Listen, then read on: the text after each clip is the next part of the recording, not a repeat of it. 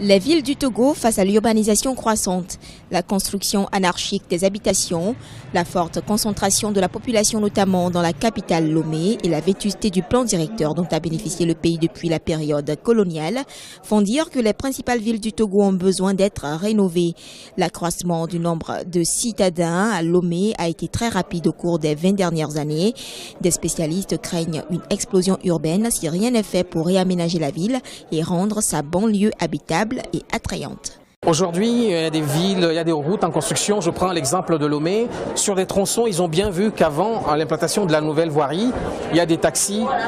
Il n'y a pas d'endroit de stationnement pour ces taxis. On ne prend pas en compte l'urbanité des villes africaines. Les villes africaines ont des spécificités. On a des manières de fonctionner qui ne sont pas celles qu'on retrouve partout.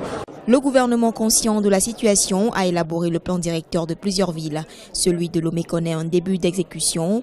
Outre les nouvelles routes construites ça et là, le gouvernement entend lutter contre la prolifération des bidonvilles ou des habitations précaires.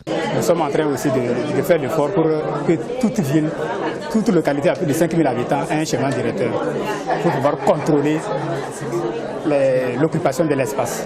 Mais au Togo, quand même, nous avons des poches que nous pouvons dire que ce sont des bidonvilles. Mais nous sommes en train, avec le programme des Nations Unies, PPAB, donc ils sont en train de voir comment faire pour améliorer quand même tant soit peu les conditions de vie de cette population. En 1970, l'Afrique connaît seulement 8 agglomérations de plus d'1 million d'habitants. La réalité en 2015 est impressionnante. La question de l'architecture urbaine n'est pas spécifique au Togo. Elle doit aujourd'hui être prise en compte par l'ensemble des villes du continent.